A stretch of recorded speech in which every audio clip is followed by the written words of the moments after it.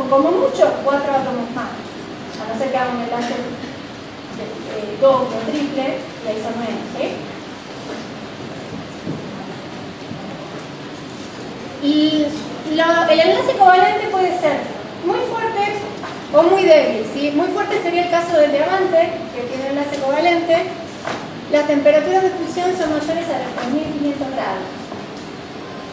Y el bismuto tiene el mismo tipo de enlace, ¿sí? Y a 270 grados ya logramos romper esos enlaces. Fíjense, ahora antes hablábamos de fusión, ahora hablamos de romper enlaces, todo lo mismo. Empezamos a entender que cuando algo se funde, estamos rompiendo enlaces. Es característico de los polímeros, de cadenas de carbono. El carbono creo que tiene 4 electrones en el último nivel, ¿no?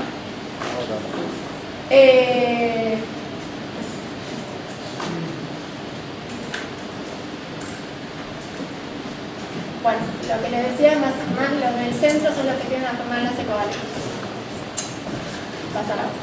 Y el enlace metálico, ¿sí? Se da en los metales que tienen 1 o 2 pocos electrones de valencia entre sí.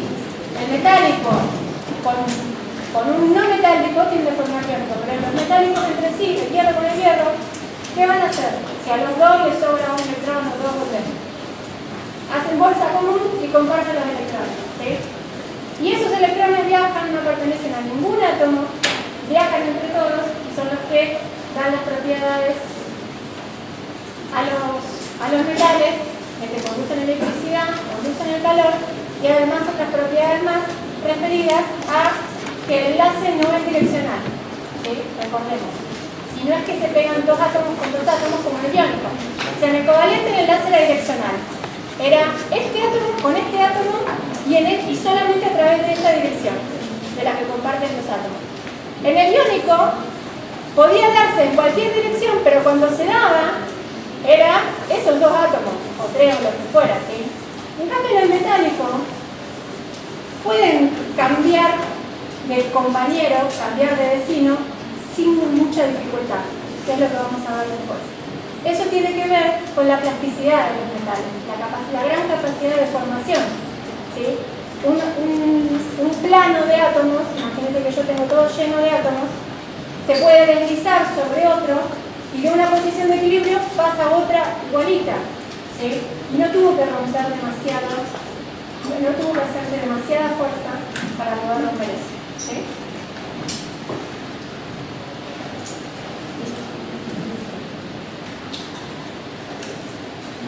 Bueno, repasando, enlace predominante en los metales, entre metales, metálico. En los polímeros el predominante es covalente y en los cerámicos puede ser tanto iónico como covalente. Y también tenemos lo que son los enlaces secundarios, ¿sí? Enlaces entre moléculas que van a tomar más importancia cuando veamos polímeros, ¿sí? Son enlaces mucho más débiles que los otros enlaces, por eso se van a romper primero, alrededor de 10 kJ por mol, ¿sí? Es muy poquito, recuerden, ¿sí? 10 kJ. Y hay de 3 tipos, pero no nos vamos a meter en eso: dipolo inclusivo fluctuante, molécula polar o dipolo permanente, que sería el del agua.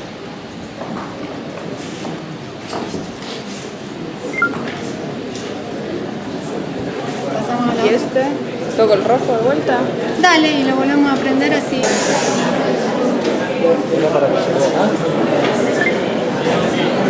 Llegamos a la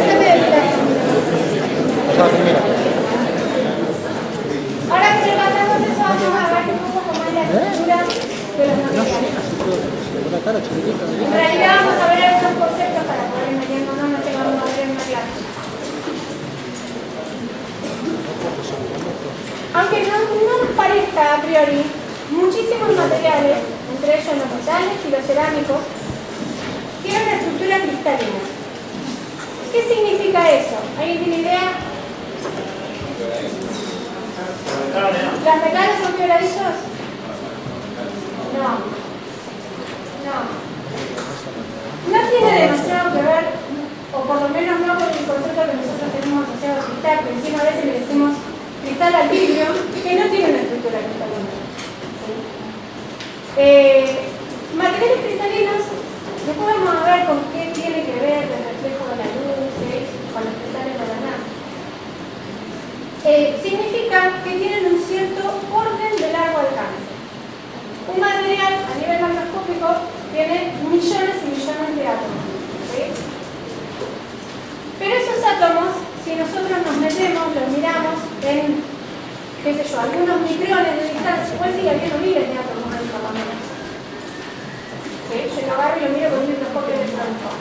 Y si yo puedo, no los puedo ver directamente, pero hay cosas que nos permiten darnos cuenta de que esos átomos, por lo menos en pequeñas cantidades, están ordenados. No están puestos de cualquier manera. Supóngase, vamos a verlo en dos dimensiones, ¿sí? Pero no están puestos, si están sólidos pegados, pero así. ¿Sí? Esto sería una representación más bien de lo que es un material amorfo. ¿Sí? Que es más parecida a la de un líquido.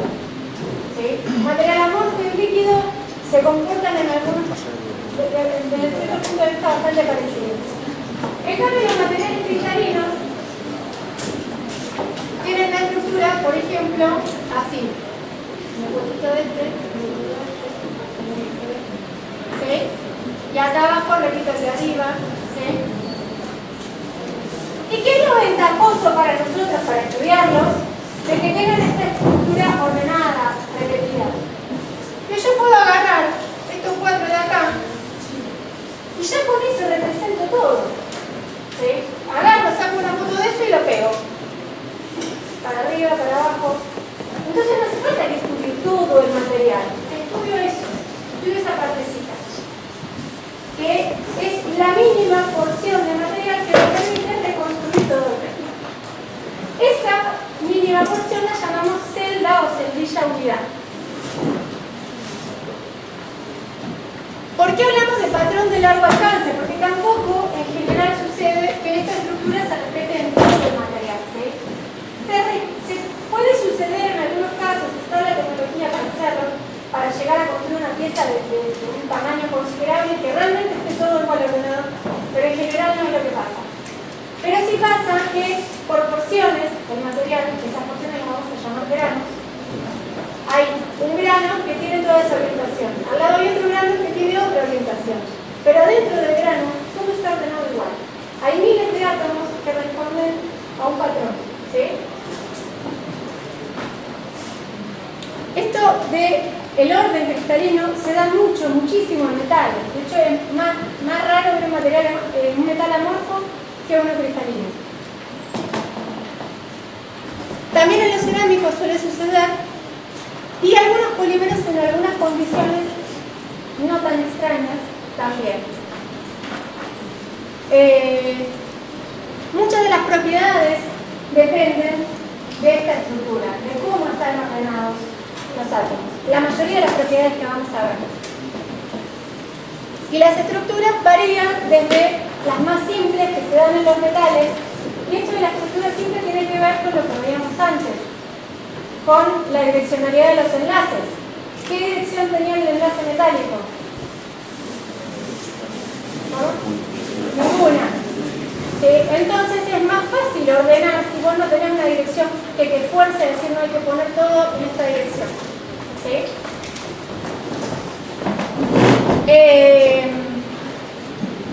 Bueno, y los materiales que tienen cierta direccionalidad, como los covalentes, ¿sí? O los iónicos, que no tienen direccionalidad, pero ya tenemos la molécula armada, que tiene una cierta forma, es mucho más difícil acomodar una molécula como la que, no sé si hay un dibujo ahí, pero hay algunas moléculas que tienen forma como de pirámides, ¿sí? Es mucho más difícil acomodar todo eso que acomodar un montón de pelotitas. Imaginen que lo quieren acomodar en un cierto espacio, supongamos una caja. Entonces la posibilidad de hacer un orden con los metales, ¿sí? Que van a ser básicamente pelotitas sueltas, es mucho mayor que cuando tenemos moléculas más grandes o con enlaces más complicados como los materiales iónicos. Tenemos distintos modelos para representar estas celdas unidad. Generalmente lo que se hace es uno analiza la estructura, la mira, en realidad la estructura sería más bien como esto es una porción, es una porción cúbica porque el que imaginariamente cortó el material cortó un cubo, ¿sí? Pero podría ser cualquier cosa. Ahora la miramos de un lado, de otro y alguien se dio cuenta, che, esto, el patrón que me sirve a mí para describir toda esta estructura es un patrón cúbico. Yo puedo representar esta estructura con un cubo. ¿Y cómo sería? ¿Un cubo formado cómo? Bueno, generalmente conviene pensar, poner en ese cubo las esferas en los vértices, aunque no necesariamente, daría la misma estructura si yo ese cubo lo traslado.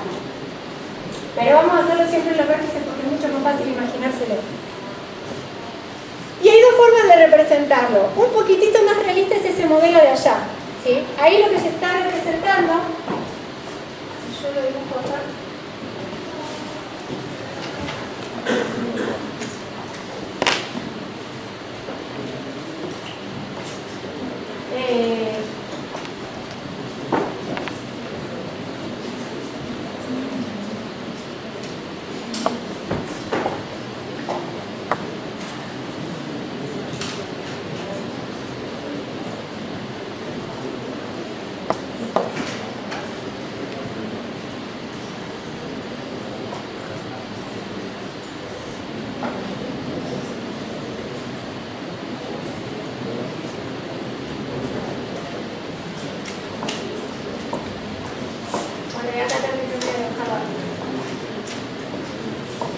acá lo que se está representando es la estructura FCC. ¿Qué significa FCC? ¿Alguien se acuerda? Face Centered Cubic. Cúbica centrada en las caras. Usamos FCC porque, primero, internacionalmente todos lo usan y además, si usábamos cúbica centrada en las caras, después tendríamos problemas con las siglas con otra estructura muy conocida. Así que acostúmbrense a que es FCC. ¿Y por qué decimos que es cúbica centrada en las caras? Porque como la mayoría de las estructuras cúbicas tienen un átomo en cada vértice y además tienen en el centro de cada cara otro átomo más. Uno acá, uno acá, uno acá, otro abajo, sí, y a todas las caras que no se ven. Pero a veces es un poco engorroso dibujar esta estructura así, entonces se usa más el dibujo de los alambres, ¿sí? Que sería directamente dibujo el cubo y dibujo el átomo chiquitito en los vértices y en las caras, ¿sí? A veces esta sirve más porque nos permite ver más claramente qué átomos están en contacto. Si yo dibujo esta, capaz que me suelo equivocar y puedo pensar que este y este están en contacto. Y acá vemos que no, ¿sí? Porque está este del medio que lo separa, el de la cara. Entonces los átomos de los vértices, la estructura cúbica centrada en las caras, no se tocan.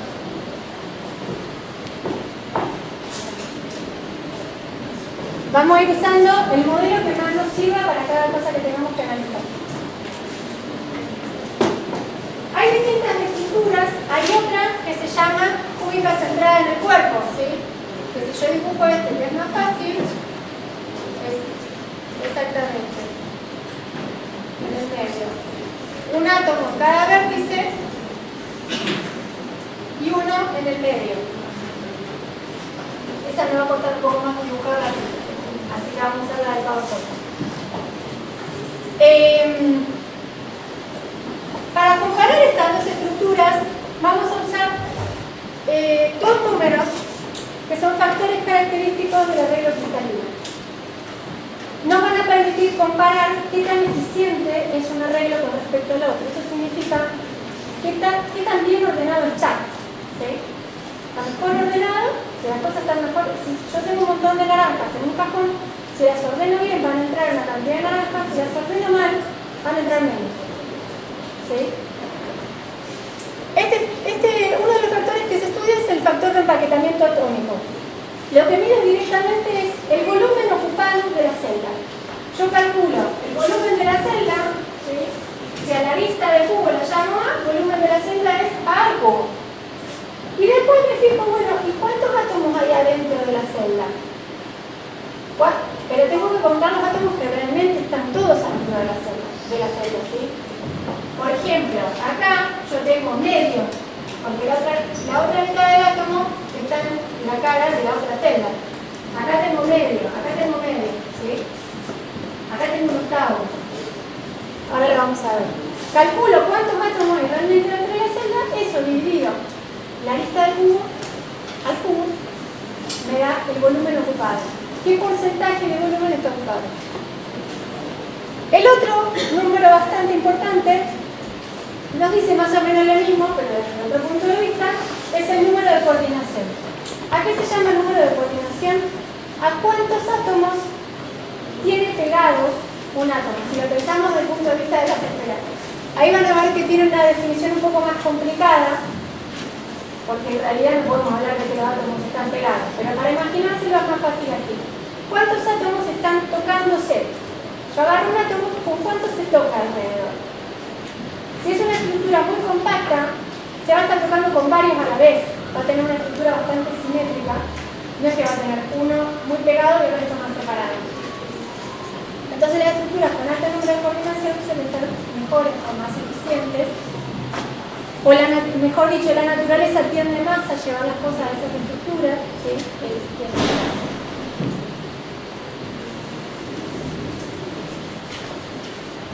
Recordemos el enlace metálico, en los metales el enlace metálico y no direccional. Y bueno, esto es lo que les decía recién. No hay demasiadas restricciones para el número de vecinos más próximos. Yo tuviera una estructura como la del diamante, imagínense que es como esta especie de doble pirámide, obviamente voy a tener algunos lugares en donde es mucho más fácil pegar otra estructura y otros lugares en donde no. ¿Sí? Las estructuras más comunes en los metales son FCC, que es esta que vemos acá, cúbica centrada en las caras. Esta es cúbica centrada en el cuerpo, pero la llamamos BCC, la B de Bond.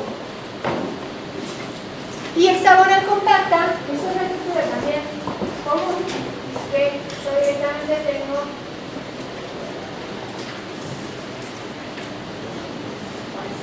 y habría que dibujarlo bien.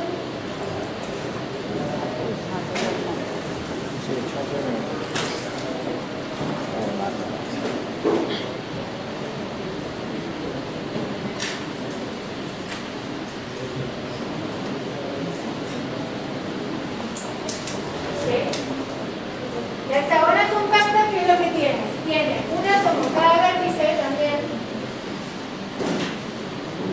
6 abajo, 6 arriba y 3 en el medio, los huecos que tiene.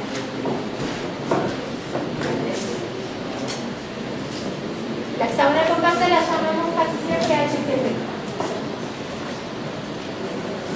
Vamos a analizar la estructura cúbica centrada en las caras con estos dos números que dijimos. Número de empaquetamiento, factor de empaquetamiento y número de coordinación.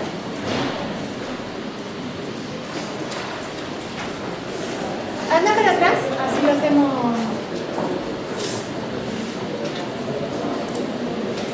¿Cuál íbamos a hacer?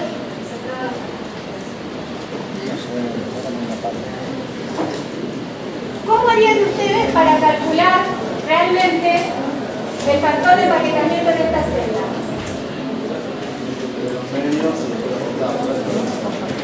Primero van a contar cuántos átomos tienen adentro. Bien, ¿cuántos átomos hay adentro de esta celda? 4. La 1 dice 3, la otra dice 4. Bueno, contémoslo. En cada cara hay medio. Son 6 caras. ¿Sí? Y en cada vértice hay un octavo, porque acá hay otra celda, acá hay 2 celdas más, y arriba hay 4 más. Son 8 celdas las que comparten el átomo. A esa le queda un octavo. ¿Y cuántos vértices tiene? 8. Entonces tenemos 4. ¿Sí? 4 átomos en una celda unidad. Bueno.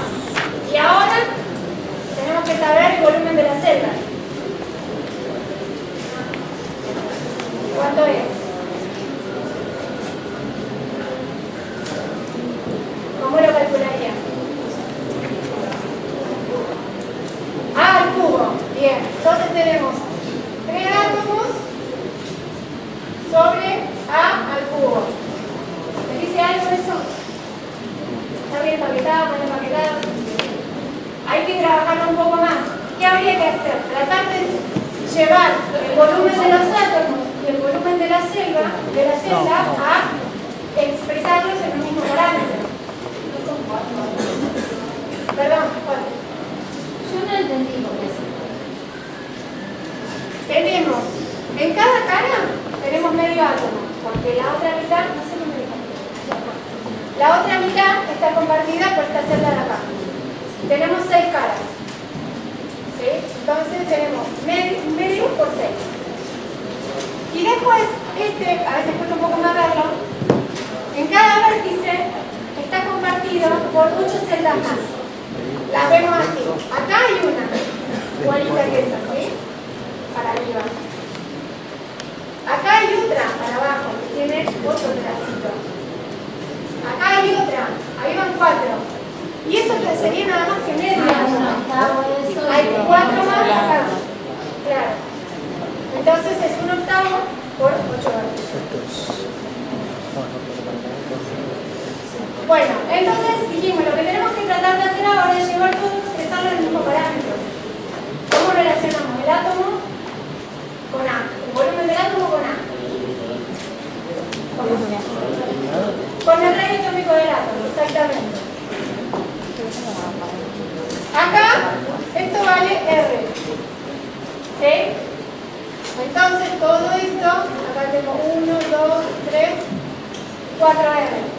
La diagonal. ¿Sí? Entonces, por Pitágoras, puedo calcular cuánto vale A en función del radio. Y además, ¿sí?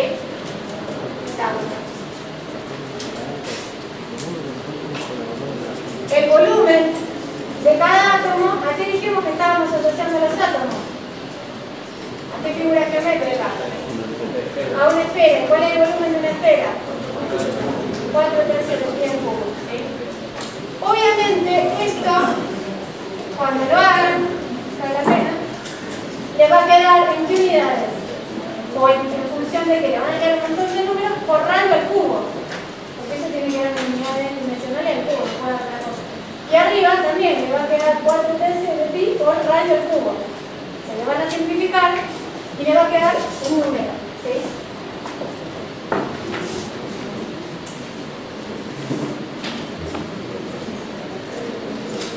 En esta estructura, por ejemplo, cristalizan el cobre, el aluminio, la plata, el oro y el hierro en ciertas condiciones. Que ya vamos a ver. Si hacen toda la cuenta, van a llegar a que el número es 0,74. ¿Qué significa? Que el 74% del volumen de la celda está ocupada por átomos. Es interesante que recuerden ese valor porque es un valor interesante. Pásale. No, bueno. ¿Dónde cree que vaya? Ahí. Ahí va. Ese 0,74, ¿sí? Es el máximo valor de empaquetamiento posible. No solo a nivel atómico. Si ustedes tienen una caja muy grande, como para despreciar los efectos de borde, ¿sí? Y le quieren meter pelotitas adentro, no hay forma de que ocupen más del 74% del volumen de la caja. Si quieren llenar una caja cúbica con pelotitas esféricas, ¿sí? No hay forma de que las acomoden y que puedan ocupar más que ese 74%. Es lo más empaquetado, lo más compacto que se puede acomodar. Para la cúbica centrada en el cuerpo, también estaría bueno que calculen. ¿En la práctica lo tienen que calcular? Sí. Bueno. En la práctica lo van a tener que hacer. Calcular el factor de empaquetamiento de la cúbica centrada en el cuerpo. La diferencia con esta, que acá con esta representación no se ve tan claro, pero acá sí, sabemos que las esferas o los átomos que se están tocando a través del átomo en medio, que es el que mantiene más distendida la red, ¿sí? Entonces, el 2R no va a ser ya la diagonal de la cara, sino la diagonal del cubo. Y a partir de ahí, hacen la vuelta igualmente y le van a dar 4 valores. ¿2R o 4R? ¿Cómo? 4R. Claro, sería 2R en el medio y después R y R en el octavo.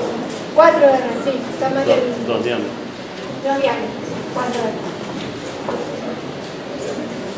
¿Me anotás para que lo cambie? Acá, mitad es. Pasa que tengo 0,68 de alto, ¿sí? Esta estructura es un poquitito menos densa que la otra. Capaz que uno pensaría que no, con todo un átomo entero en el medio, a priori, pero ese átomo fuerza que los otros se separan mucho más. No sé qué número será.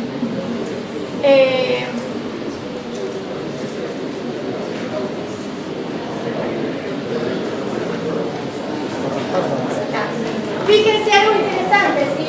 Ustedes cada vez tienen que calcular ese A, la arista del cubo. Eso se llama parámetro de red.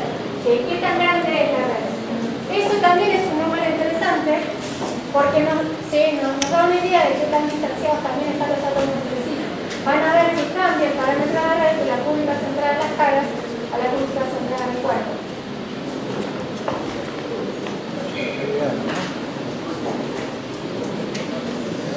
En la hexagonal compacta no lo vamos a hacer, no sé si en la práctica lo tenés que hacer. El proceso sería el mismo, ¿sí? Contar cuántos átomos colaboran en la celda, los 3 del medio colaboran por completo y después tienen un sexto, creo, por cada vértice, habría que mirarlo, un sexto por cada vértice, y después calcular el volumen del hexágono. Si ustedes hacen esa cuenta, van a llegar a que el factor de empaquetamiento atómico de la hexagonal compacta también es 0,74. Exactamente el mismo valor de la cúbica centrada en las caras. Más adelante vamos a ver que en realidad estas dos estructuras que nosotros al separar la porción de material las vemos tan diferentes, en realidad son muy parecidas. Son dos opciones de hacer lo mismo y de lograr el mejor empaquetamiento atómico posible.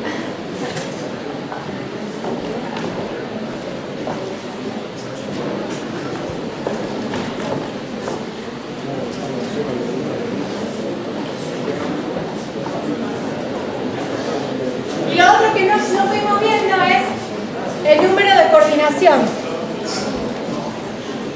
Vuelve una para atrás, así lo vemos.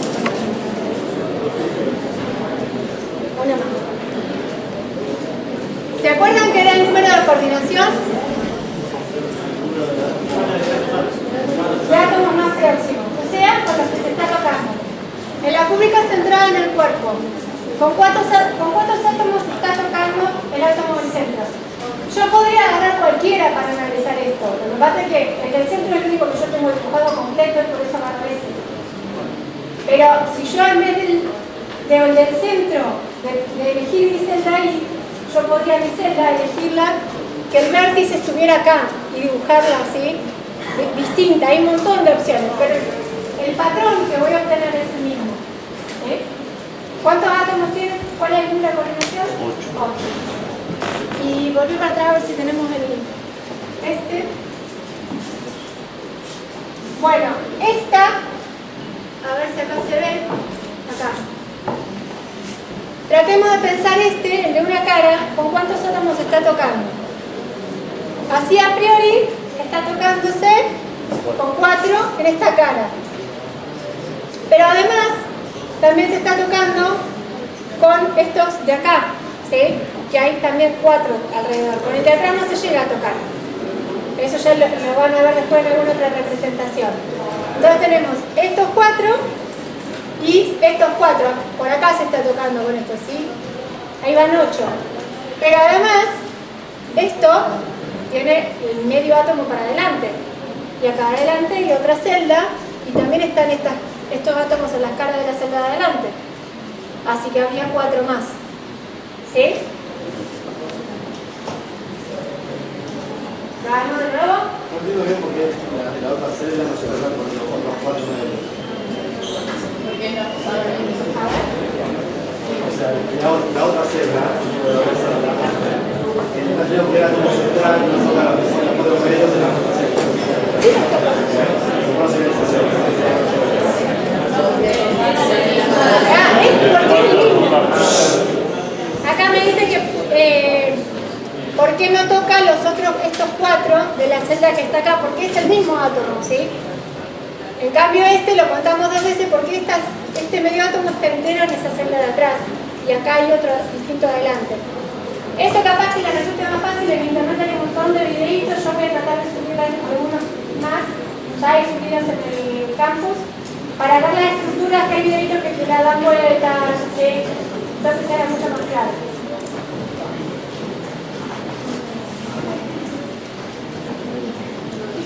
Acá. ¿Decía pausa? No. Bueno, cortamos. Sí. ¿Qué tal? Hay una cuestión muy importante que nos va a interesar mucho, que explica un montón de las propiedades del acero, que es la siguiente: polimorfismo o holotropía. Hay ciertos materiales que tienen la capacidad o la tendencia a ordenarse en más de una estructura cristalina. Si ustedes agarran la tabla periódica, van a ver que en muchas de las tablas, más las universitarias, está dibujada, o por lo menos mencionada, la estructura en la que tiende a solidificar. ¿Bajo qué condiciones? Condiciones normales. ¿Qué estructura tiene? La temperatura ambiente y la presión normal. Pero si nosotros cambiamos esas condiciones, ¿en qué condiciones solidifican? Si le hacemos solidificar a muy alta presión, o capaz que realizamos el mismo material a otra temperatura, muchos materiales mantienen la misma estructura, pero muchos otros materiales la cambian. 2 casos muy interesantes son el diamante, que tal vez es el que más conozcan, que tiene el diamante, o sea, el carbono, que tiene la capacidad de cristalizar como grafito, con esta estructura laminar, que se forman directamente planos, como un panal de abejas, que se deslizan muy fácilmente uno sobre otro porque no están anclados. O si solidifica a muy alta presión, con estructura de diamante. Si uno le hace un análisis químico una cosa y la otra, la composición química es exactamente la misma, 100% carbono. Pero las propiedades, está claro, que nada que ver una con la otra. Eso para que vayamos teniendo una idea de lo importante de la estructura, ¿sí? Otro ejemplo, que es el de más interés tecnológico, es el del hierro. El hierro, a distintas temperaturas, tiene distintas estructuras. A temperatura ambiente tiene la estructura BCC, cúbica centrada en el cuerpo. Esta que tenía 0,68 de factor de empaquetamiento, no la más densa.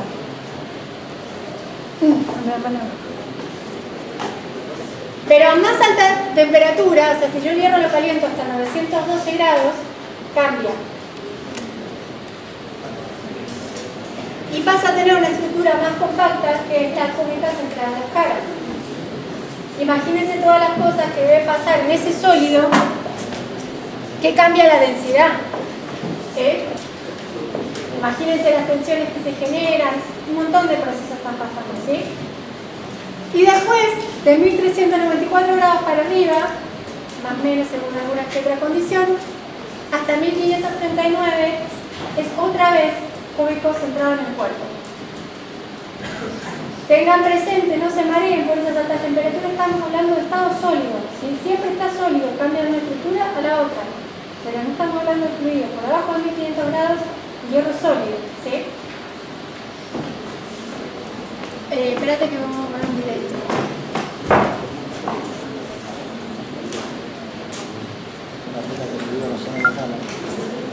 Me dijo que el hierro tiene la posibilidad de transformarse de BCC en FCC.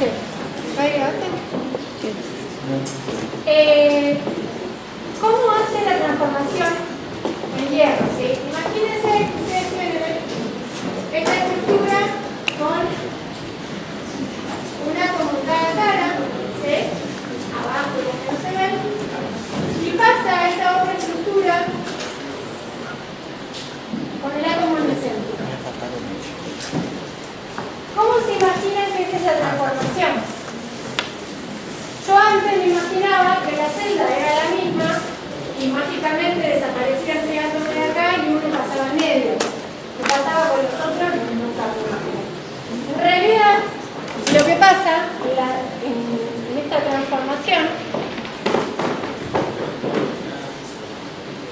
lo siguiente.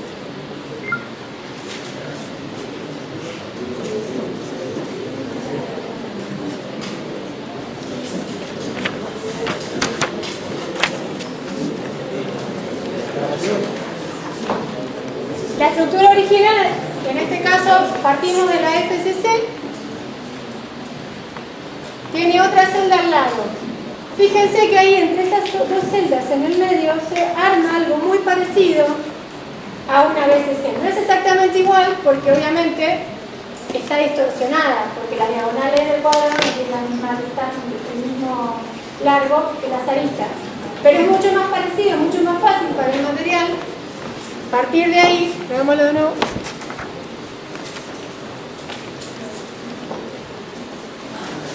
¿Sí?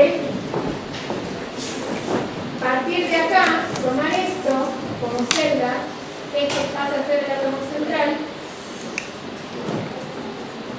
¿Sí? Tomar esta que está acá, la que está acá. Esto sería media celda, ¿sí? Entonces lo único que tiene que hacer la naturaleza es, los átomos no viajan más que la distancia de las celdas, ¿sí? Apenas cambia un poquitito la celda, se achica un poquito en una dirección y en otra, pero no hay ningún átomo que esté viajando para salir de la celda y para ir a otra, ¿entienden? No hay un viaje de grandes distancias atómicas. ¿Por qué es importante? Porque para que se pudiera dar ese viaje de los átomos tendría que haber un montón de energía, ¿sí? Y no la hay. Ahora vamos a seguir con lo otro. A ver si podemos. Veamos la naturaleza, a ver forma de que vemos que sea fácil de analizar. Le vimos forma de cubo, listo, nos quedamos con el cubo. Entonces, hay estructuras que tal vez no tienen forma de cubo, vimos que algunos metales tienen forma de hexágono. Y también hay otros tipos de estructuras. Lo que hacemos una vez que vimos cómo se ordenan, aunque naturalmente no se parezcan en nada a esa celda unidad, a nosotros lo que nos importa son las posiciones de esos átomos. Yo con saber la celda ya sé dónde están los átomos, no hace falta que me dibujen. Entonces, trabajamos con la forma de la celda unitaria. ¿Sí? ¿Por qué trabajamos con la celda unitaria? Imagínense ustedes un cubo como el que está acá. Si todos los átomos que yo tengo en el plano de abajo tienen la misma posición, si yo te lo diera vuelta, se ve absolutamente simétrico, ¿sí? Pasa exactamente lo mismo, o tiene la tendencia a pasar lo mismo en este plano que en este que está acá arriba, o que en este que está acá. Pero no pasa lo mismo en un plano que, por ejemplo, pase por la diagonal del cubo, porque las distancias entre los átomos son distintas, ¿sí? Entonces, me sirve poder nombrar la dirección y el plano, porque van a pasar cosas diferentes. En algunos planos, los deslizamientos entre planos van a ser más fáciles en algunas direcciones que en otras. Entonces, lo que vamos a ver ahora es para ver cómo nombramos esos planos y esas direcciones para que todos entendamos de qué estamos hablando, no tener que estar dibujando la celita cada vez y decir este que está acá, ¿sí?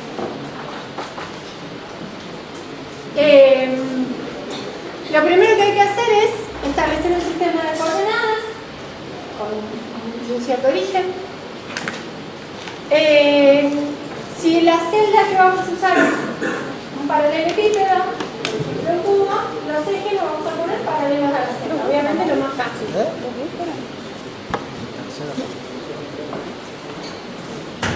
Hay otros tipos de celdas que nos sirven para describir estructuras cristalinas. Nosotros no lo vamos a hacer a ver todas, pero es interesante que lo sepan. Además, lo más interesante es que con 7 geometrías alcanza para describir todas las estructuras cristalinas que hay. Los geólogos, por ejemplo, que distinguen las piedras y la edad de las piedras por tipo de estructura que tienen, con 7 les alcanza para todo. No hay ninguna otra estructura cristalina que no se pueda con ganas ver que sigue un patrón con alguna de estas estructuras que vamos a ver acá. La cúbica, la más común. Tetragonal, que sería cuando está la cúbica un poquito distorsionada, que también la vamos a ver. Hexagonal, trigonal, rómbica, monoclínica y triclínica. En el hexagonal, romboédrico, monoclínico y triclínico, es importante que los ejes no son perpendiculares entre sí, entonces es bastante más difícil, más engorroso. En general vamos a trabajar con la central. Pero capaz que algún ejercicio hexagonal también tengo.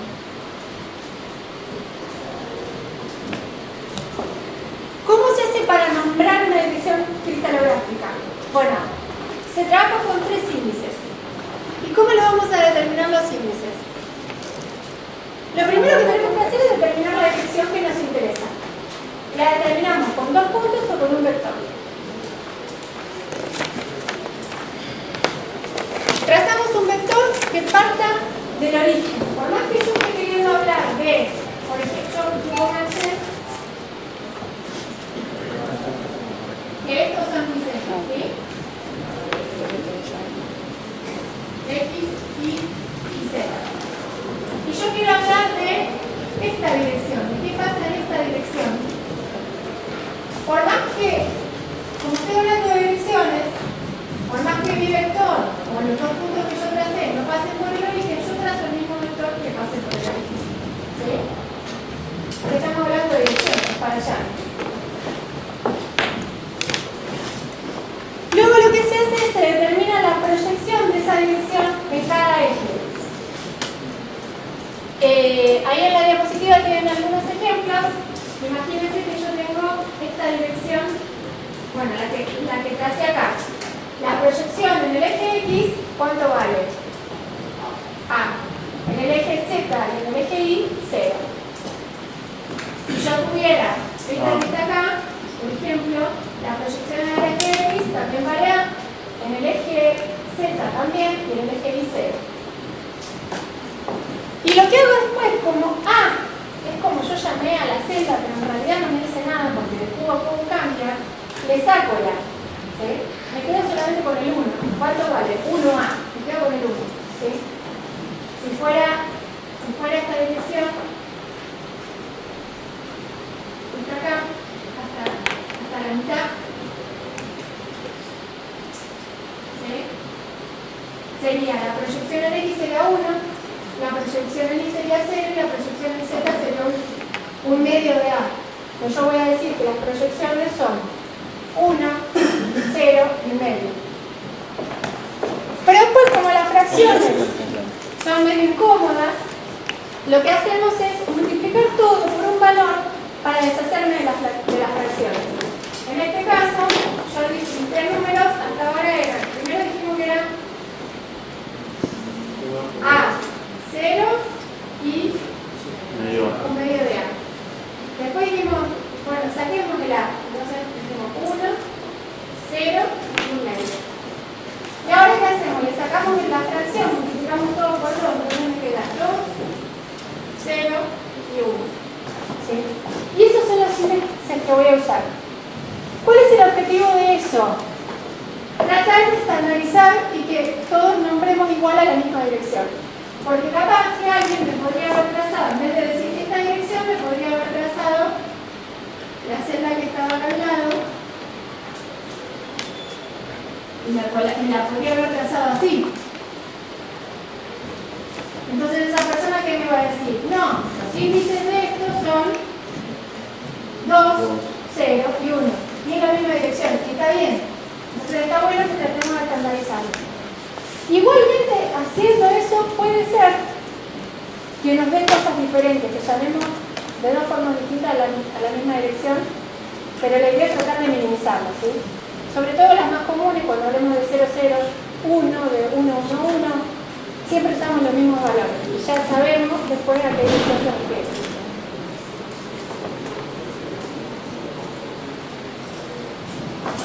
Y después, para que cuando nosotros lo leamos, estamos hablando, estamos escribiendo, nos demos cuenta de que se trata de una dirección, lo que hacemos es encerrarnos entre corchetes y no les ponemos coma. ¿Sí? Entonces yo sé que si veo esos 3 números encerrados entre corchetes, sé que me están hablando de una dirección cristalográfica.